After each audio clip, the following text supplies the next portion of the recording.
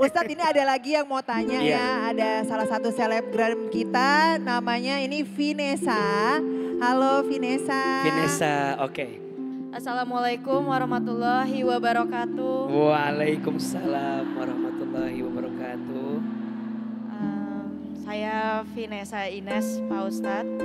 Saya sempat saya waktu itu menikah di tahun 2017. Lalu di perjalanan pernikahan tersebut, saya mengalami hal yang tidak mengenakan. Di antara lainnya pengkhianatan dan sekaligus kekerasan dalam rumah tangga.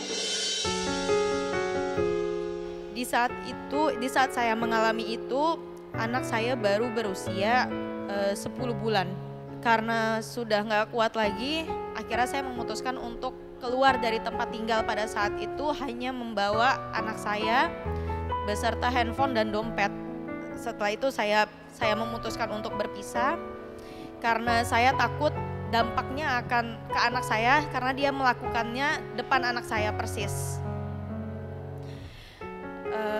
Lalu sekarang udah hampir 6 tahun berlalu. Itu saya selalu berusaha untuk berhusnuzon atas apa yang sudah Allah berikan kehidupan seperti ini ke saya. Karena saya yakin apa yang sudah Allah putuskan itu pasti sudah yang terbaik buat saya. Tapi sebagai manusia, ada kalanya saya merasa capek, waktu itu saya juga sempat menyalahkan Allah atas yang saya alami. Salah saya apa ya Allah? Sehingga saya mengalami seperti ini gitu, karena saya tahu kehidupan saya sebelumnya saya sepertinya tidak pernah membuat kesalahan begitu Pak Ustadz. Jadi saya mau tahu bagaimana cara berhusnuzon yang lebih baik lagi. Bunda, tadi apa yang Kak Vanessa sampaikan kepada kita terkait dengan husnuzon. Apa namanya?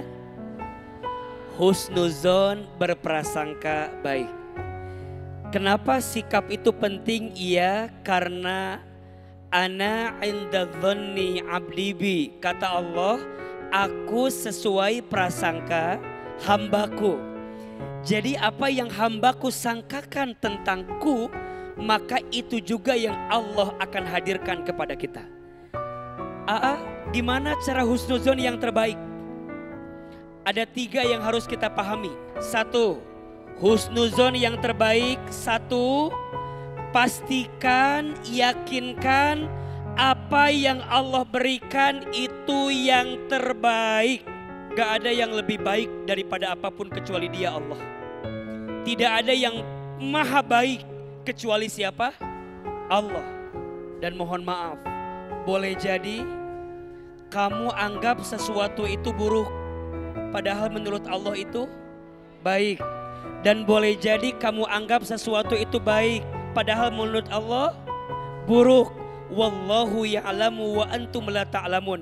Allah maha tahu, sedangkan kamu tidak tahu. Maka apapun yang terjadi, semua yang terjadi itu pasti yang terbaik.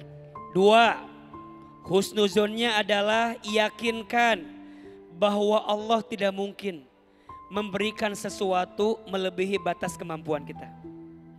Makanya kenapa Kak Fairuz diuji dengan ujian ini, Kak Vanessa diuji dengan ujian ini, Kak Tamara, Ahilman ujiannya pasti sudah ditakar sesuai dengan kemampuannya. Makanya kalau ada yang bilang, kenapa ujianku seberat ini? Saya jawab, karena kamu sekuat itu. Catat status besok itu. Kenapa kamu diuji seberat ini? Karena kamu sekuat itu. La yukallifullahu nafsan illa wus'aha.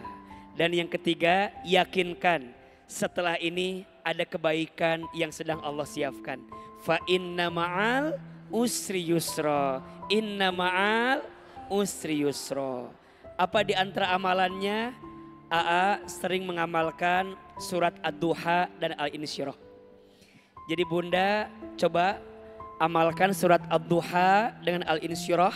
Insya Allah ini salah satu amalan yang Allah mudahkan setiap urusan kita. Dan Allah gantikan yang kemarin sakit dengan obat yang lebih baik di waktu yang akan datang. Time heals itu benar ya, cuma menurut aku perasaan-perasaan kayak gitu tuh masih ada kalau ke-trigger. Ke-trigger misalnya ngelihat orang yang kasar, terus seakan dan manipulatif juga kan, seakan-akan itu adalah salahku duluan gitu. Kalau memaafkan udah pasti, karena kalau rasanya nggak memaafkan itu kitanya juga nggak tenang sih. Di awal-awal aku kayak gitu. Terus aku belajar untuk kayak, oke, dia melakukan itu karena dia sebenarnya manusia yang sedih juga loh, gitu. Aku akhirnya punya kesimpulan kayak gitu. Akhirnya oke, semua yang dia lakuin di masa lalu udah aku ikhlasin. Memang itu udah Allah udah ngasih aku kehidupan kayak gitu ya. It's okay, nggak apa-apa. Supaya aku bisa lebih hati-hati, supaya aku bisa lebih menjaga diriku sendiri. Itu awal-awal denial, terus menyalahkan semua pihak, sampai Allah aja aku salahin waktu itu. Terus menyalahkan diri sendiri juga. Sekarang yang penting adalah kedepannya gimana hidup lebih baik lagi. Ustadz, sekarang nih kira-kira ya Ustadz ya, dari bunda-bunda yang ada di sini nih Ustadz ya, coba saya pengen banget nih Ustadz Hilman langsung yang milih siapa yang boleh nanya. Siapa coba tunjuk tangan yang mau nanya bunda. Siapa yang pengen cerita banget masalahnya tuh berat gitu pengen cerita, ada nggak? Ada yang di belakang juga tuh. Boleh, bunda yang ini boleh, sok. Pilihan Ustadz Hilman. Ceritanya apa, sok. Assalamualaikum warahmatullahi wabarakatuh. Waalaikumsalam warahmatullahi wabarakatuh. Perkenalkan, nama saya Yanti. Saya itu dilema. Kebetulan orang tua saya mempunyai majelis taklim. Dan beliau sudah meninggal 4 tahun yang lalu. Ujian terberat dalam hidup saya ditinggal kedua orang tua dalam waktu 2 minggu berturut-turut Ustadz. Di hari ke-14 papa saya meninggal, ibu saya menyusul.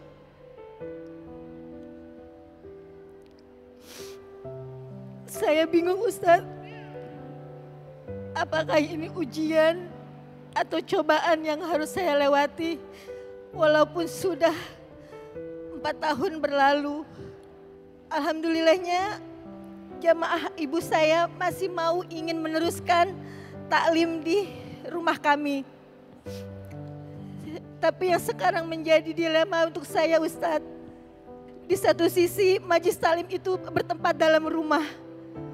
Dan rumah itu merupakan warisan untuk kami anak-anak beliau. Di satu sisi ada salah satu adik saya yang membutuhkan dana, sulit ekonomi. Di satu sisi ada salah satu keluarga saya yang menempati rumah itu karena tidak memiliki rumah dari kami berlima. Di sisi lain juga saya bingung dengan anak-anak yatim yang ada di naungan majelis taklim almarhum ibu saya ini Ustadz. Bagaimana caranya Ustadz untuk saya bisa mengambil keputusan jika suatu saat rumah warisan ini harus terjual, entah cepat atau lambat.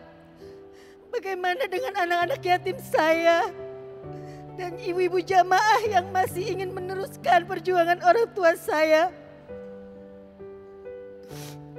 Dan bagaimana nanti kebaikan-kebaikan yang sudah saya lanjutkan dari orang tua saya jika majelis taklim ini harus dibubarkan Ustadz?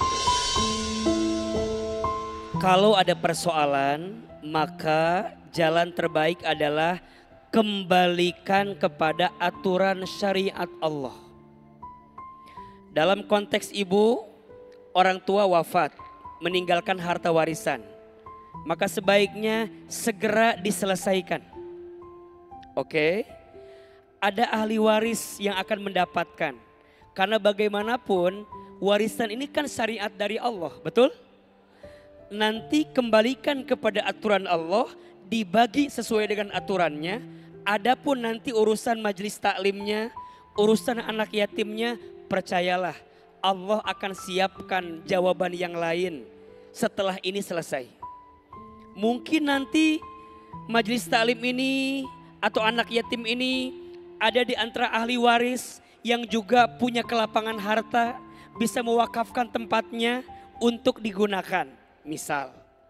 Atau misalnya bunda bicara dengan keluarga semua, dengan saudara. Tapi kan adik dalam keadaan sulit ekonominya juga tidak boleh dibiarkan. Itu malah mendatangkan madorot, harus diselesaikan juga. Makanya la dororo wala diroro. Jangan ada sesuatu yang madorot dan dimadorotkan. Kita anggap pilihan A baik tapi ada yang madorot di sana. Kita anggap pilihan B baik tapi ada yang madorot di sana. Maka cari yang paling kecil madorotnya. Menurut AA, keluarga besar lebih utama karena adalah bagian ahli waris yang harus diselesaikan. Adapun orang luar, eksternal, yakin ada jalan dari Allah untuk bisa menyelesaikannya. Tapi salah satu dari kami kekeh tidak mau menjual rumah itu. Oke, berarti itu lebih kepada internal. Kalau kekeh tidak mau menjual berarti dia menghalangi kebaikan dari warisan yang harus segera diselesaikan. Karena yang khawatir jangan kita tapi orang tua yang telah kembali kepada Allah. Jangan sampai menggantungkan hisabnya gara-gara ada warisan yang belum diselesaikan di dunia ini. Gak usah takut urusan warisan. Itu harta kembali kepada Allah. Maka percayalah Allah akan mengganti dengan cara yang lain. Tidak kemudian dengan warisan jadi kaya banget. Tidak kemudian miskin tanpa warisan, tidak. Ini namanya harta panas. Harus dikembalikan kepada yang berhak mendapatkannya, yaitu Allah. Dan Allah membagikan dengan aturan yang telah ditetapkan. Jadi gak usah khawatir, pasti ada rizkinya.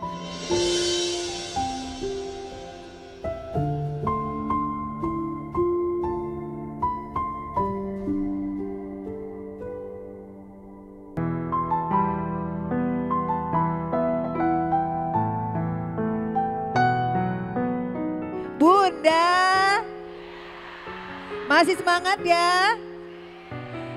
Kayaknya kita butuh nih kesimpulan apa nih Ustadz kira-kira yang harus kita ambil dari tema kita hari ini, berbisik ke bumi terdengar hingga ke langit. Silahkan Ustadz. Bunda, yang pertama tidak ada yang sia-sia dengan doa. Maka bunda teruslah berdoa walaupun kadang kita merasa doa-doa kita belum dikabulkan. Tapi yakinlah kita berdoa bukan hanya untuk sekedar doa dikabulkan. Tapi kita berdoa karena kita menunaikan perintah Allah yang disampaikan kepada kita. Betul? Yang kedua, jika doa kita belum dikabulkan di waktu yang cepat, maka Allah akan kabulkan di waktu yang tepat. Jika bukan di dunia, insya Allah nanti di akhirat. Terakhir kita berdoa, boleh? Angkat kedua telapak tangan. Tundukkan kepala kita, tutup kedua mata kita. Seandainya bisa menangis, menangislah. Semoga air mata yang menetes semakin menguatkan doa kita dikabulkan oleh Allah. Ya Allah, siapapun di antara kami yang sedang diuji hari ini, sedang berat hidupnya, sedang sulit keadaannya, sedang banyak masalahnya. Ya Allah, temani kami ya Allah. Kuatkan hati dan tubuh kami untuk melewati semua ujian yang Kau titipkan kepada kami. Ya Allah, seberat apapun ujian itu, mampukan kami ridho menerima semua ujian itu ya Rabbal Alamin. Subhana rabbika rabbil izzati amma yasifun. Wassalamun alal mursalin. Walhamdulillahi rabbil alamin.